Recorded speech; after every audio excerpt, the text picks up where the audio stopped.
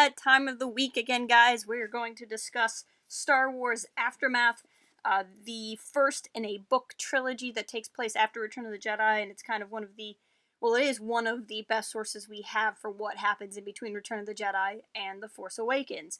If you are unfamiliar with this video series, please click on the thing, it'll take you back to the beginning, but basically I'm kind of breaking down this book series a couple of chapters at a time so we can kind of get into the nitty-gritty of what's going on, both within the book as a book club, but also as a greater kind of analysis on what's going on in the galaxy as a whole. Today, we are discussing Interlude 10, Chapter 27, and Interlude 11. So, Interlude 10 here.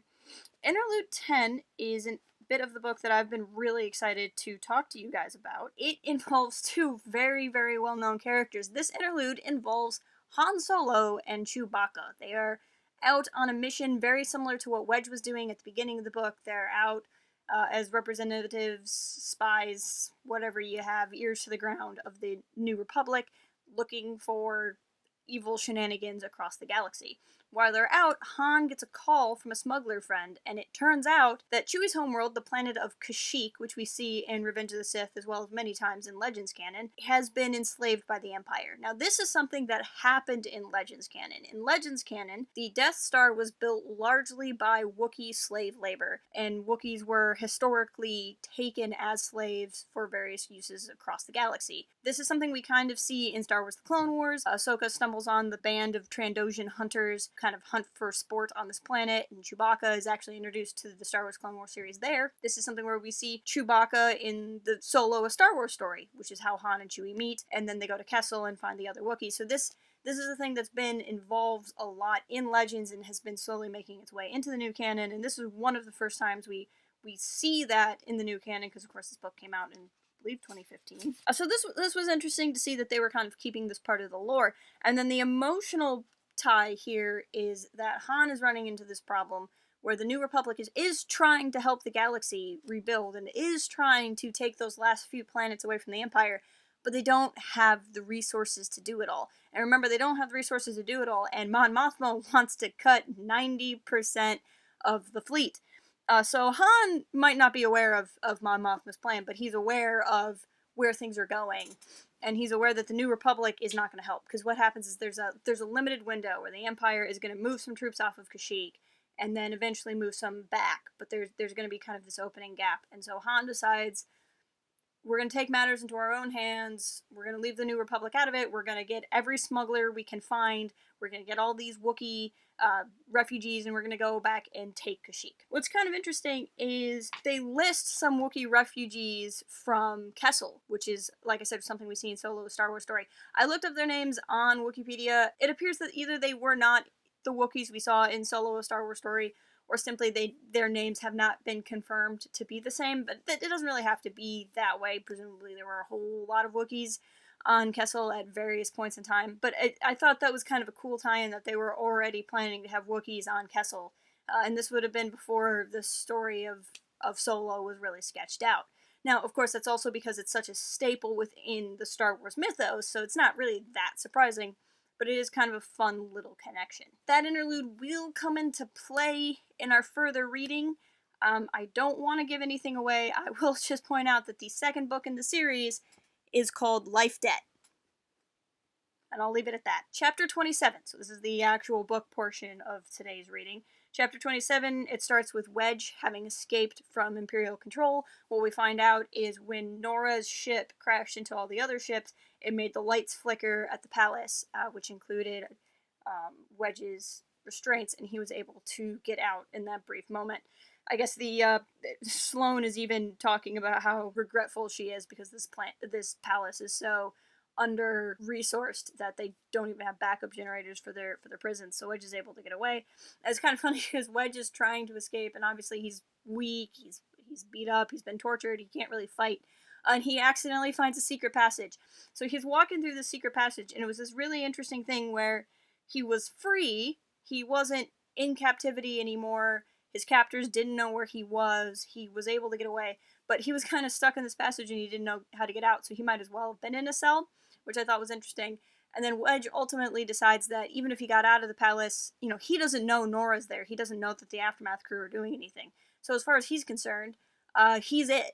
So he decides to stay and try to get more intelligence that he can send back to the New Republic somehow, as opposed to try to outright escape. Then we go back to the bar. And this is where the Aftermath crew is still mourning the loss of Nora. We get a little bit more insight into Timon's head. He talks about how he always had nightmares of his mother dying because he knew she was out there, he knew she was at war, and that it could come at any time. So we're kind of getting more of this idea of where Timon's anger comes from, and some of his anger, as Yoda would say, would come from fear. He was afraid of losing his mother, and as a result, he became angry at his mother because he didn't know how else to deal with it. However,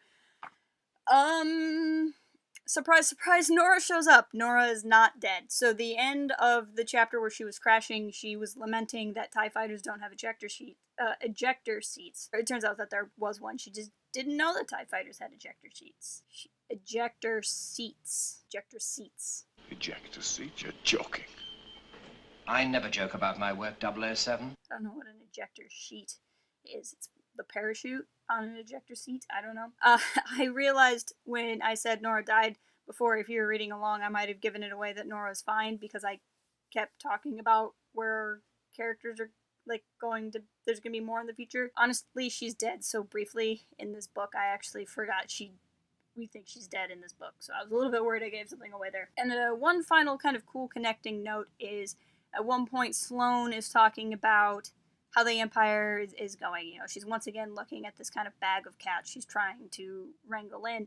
And she starts quoting a line, forget the old way, which comes from a character by the name of Count Vidan. Count Vidan is from A New Dawn by John Jackson Miller. It was the first book released in the new canon, and it's about Hera and Kanan from Rebels and how they meet, and their paths cross with Sloane. So this is actually the first time we see Sloane, who's a character made up, I believe, I would assume John Jackson Miller invented her, and then she showed up in Aftermath. And if you haven't read A New Dawn, I highly, highly recommend it. And then that takes us to the last thing we're going to discuss here, which is Interlude 11, which takes place on the planet of Coruscant. So this interlude is the first time we're going to have an interlude that loops back on a previous one.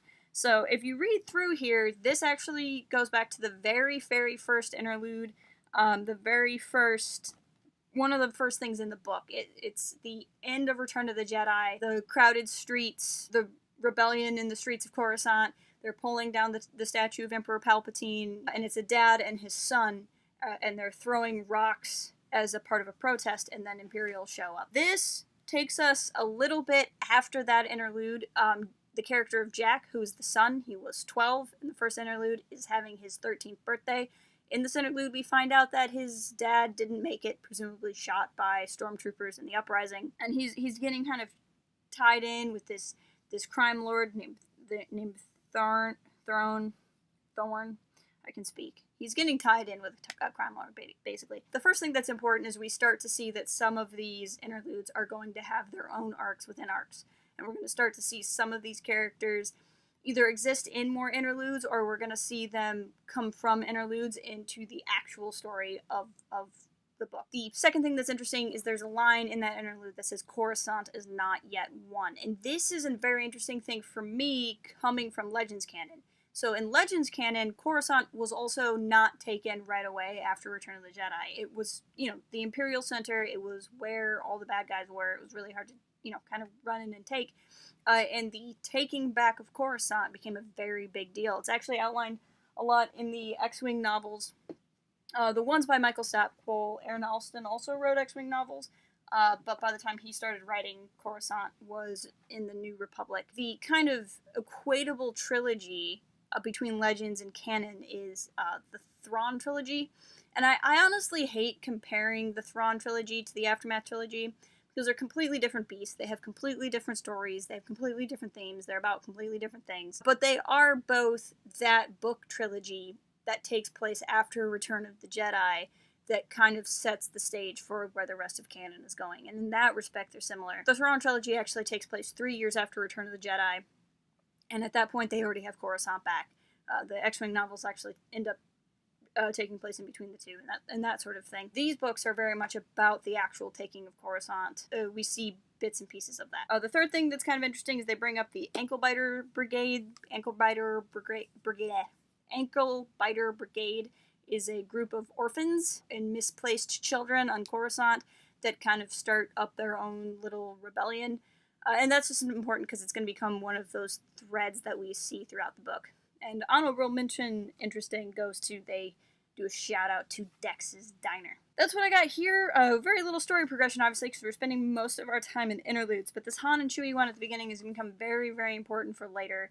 And the Coruscant one, even though the character of Jack I don't recall being particularly important, but I could be misremembering. But the theme of what's going on there is going to become more important for all three books going forward. Ironically, these small things, the small interludes that are just a couple of pages long, are what's giving you the big picture. This is where you get the galactic perspective. Even though we're seeing, this kid named Jack, we're really seeing the culture on Coruscant, the status of Coruscant, and then you have the longer chapters that are normal, and those are just showing what's happening to Nora, and what's happening to Tim, what's happening to Bones, and what's happening to Senger. And I kind of like this expanded thing that shows something small, and the small thing that shows something expanded, and that's kind of an interesting dynamic to the writing. But with that, next week, let's read chapter 28, the interlude after that, which takes place on Naboo, and chapter 29. So 28, interlude 29 for next week. And like I said, we're really continuing to make a lot of distance into this book. As much as I'm excited to talk about this book, I'm really, really excited to talk about Life, Debt, and Empire's End, because that's where all the really, really good stuff starts to come out. But please leave me a comment. Let me know what you think of the story so far, and what you think of what we discussed this week. If you're not already, please follow us on Twitter at Port Haven Forums, and visit port-haven.com for even more. And I'll see you next week.